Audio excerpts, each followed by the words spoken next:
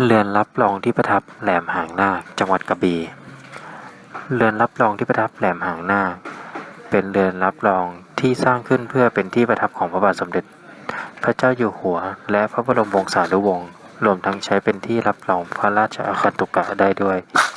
เป็นเรือนรับรองที่ใช้ประทับในจังหวัดกระบี่ในความดูแลของกองทัพเรือไทยตั้งอยู่เชิงเขาหางนาคบ้านของม่วงตำบลหนองทะเลอำเภอเมืองกระบี่จังหวัดกระบี่เรือนรับรองเป็นอาคารคอนกรีตเสริมเหล็ก4ชั้นสอดแทรกอยู่ในแกนไม้ทึบขนาดกับแนวระดับต่ำสูงของแหลมหางนาคหันหน้าไปทางตะวันตกสู่ทัศนียภาพอันมีเสน่ห์ของท้องฟ้ายามพระอาทิตย์อัสดงและทะเลอันดามันประกอบด้วยหมู่เกาะน้อยใหญ่ที่ถูกจัดวางโดยธรรมชาติอย่างลงตัวรูปลักษณะของเรือนรับรองประทับตั้งผงาอยู่ในป่าเขียวชอุ่ม